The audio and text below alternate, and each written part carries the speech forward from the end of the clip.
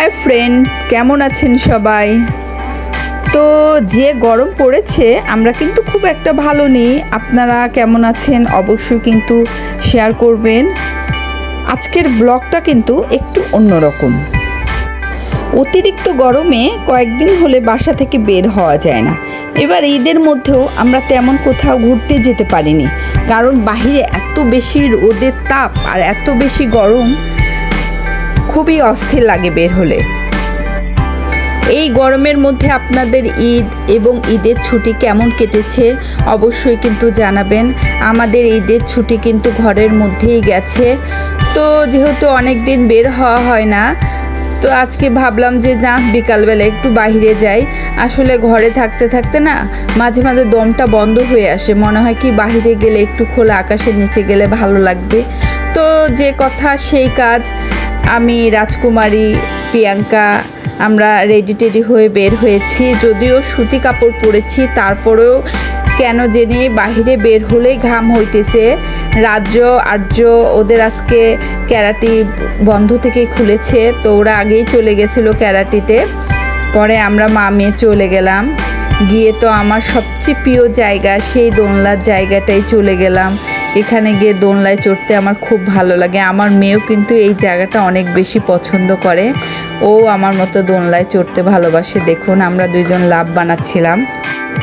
আমার মেয়ে রাজকুমারীও কিন্তু অনেক খুশি। তবে আমরা কিছু ভিডিও করার, ছবি তোলার জন্য আমাদের ওর বাবা কক্সবাজার থেকে এই ছাতিটা নিয়ে আসছিল, ওটা নিয়ে গেছিলাম। পাখাটা অবশ্য নিয়ে গেছিলাম গরমের জন্য।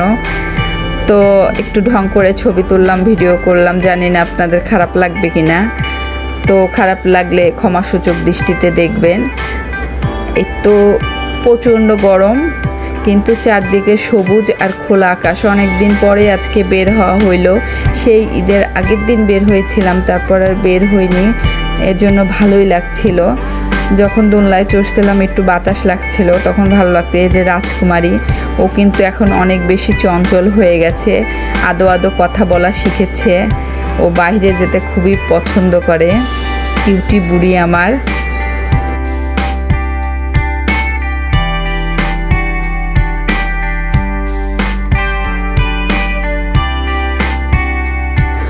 রাজ্য আর্য কিন্তু 4টার দিকেই চলে গিয়েছিল। তো দেখুন ওরা গরমে কেমন ঘেমে নিয়ে উঠছে। ওদের লুকটা দেখলেই বুঝবেন যে আসলে বাহিরে কতটা গরম। তো রাজকুমারী ওর দাদাদের সাথে খুনসুটি করছে। রাজ্য আর্য বল নিয়ে গেছিল খেলার জন্য, তো ওরা একটু বলও খেলছে। পরে অবশ্য রাজ্য অসুস্থ হয়ে পড়ছিল গরমে। আসলে ভুলটা আমারই, এত যে গরম বাহিরে বুঝতে পারিনি। ঘরে আসলে এসিতে থাকা হয়, সেজন্য বুঝতে পারিনি। ওদের ক্যারাটিতেও কালকে পাঠানো ঠিক হয়নি, কারণ পরে বাসায় এসে তো রাজ্য বমি টমি করে অস্থির, মানে অতিরিক্ত গরম শ্যুট করেনি বাচ্চাগুলোর। আমি মাত্র 1 ঘন্টা বাহিরে ছিলাম, 1 ঘন্টায় একেবারে আমার ঘেমে নিয়ে অবস্থা খারাপ। দেখুন রাজকুমারী কিন্তু দাদাদের সাথে বল খেলার জন্য রেডি। এই যে এত চঞ্চল, এত তার এনার্জি বলে আসলে বোঝানো যাবে না। ছোট বাচ্চা আসলে একটা বাসায় না থাকলে বাসাটা আসলে জমে না। ও একাই আসলে 10 জনের কাজ করে, পুরো বাড়িটাকে মাথায় রাখে। রাজ্য তো পুরো লাল হয়ে গেছে গরমের চোটে, লাঠি দিয়ে বল খেলতেছে। তাহলে ভাবের কতটা পাকা। একদিন ক্যারাটি ক্লাসে গিয়ে ও রাজ্য আর্য সেন্সি ওকে লাঠি ঘোরানো শিখাইছিল। তারপর থেকে বাড়িতে নিজে নিজে লাঠি ঘোরায়। খুবই দুষ্টু আমার মামুনিটা। আমার মামুনিটার জন্য সবাই দোয়া এবং আশীর্বাদ করবেন, যাতে সুন্দরভাবে বড় হতে পারে। লালকুঠিতে আমার অনেক বেশি দুর্বলতা যাওয়া, কারণ ওখানে সবুজ আমাকে খুবই টানে। তার চেয়েও ভালো লাগে সুন্দর সুন্দর ফুলগুলো। তো আপনাদের সাথে কিছু ফুল শেয়ার করছি। দেখুন ন্যাচারাল এই ফুলগুলো আমার খুবই ভালো লাগে। ফুলের কালারটা কি সুন্দর, তাই না?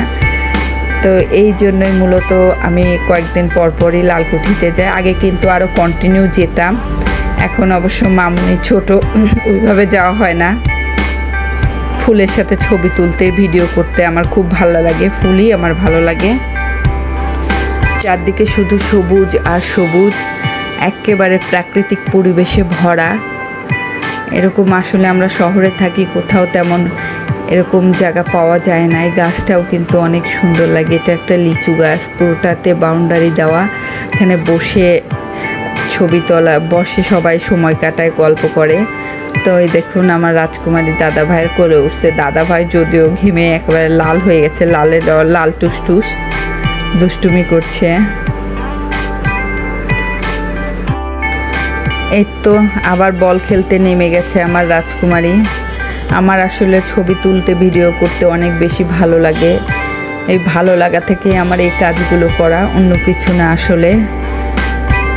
তো আপনারা যারা আমার পেজ থেকে এই ভিডিওটা, ব্লগটা দেখছেন, তারা আমার পেজটাকে অবশ্যই ফলো দিয়েন, পাশে থাকবেন এবং আমার ভিডিওগুলো কেমন লাগে জানাবেন। রাজকুমারী তার দুই দাদার আদরের একটা বোন।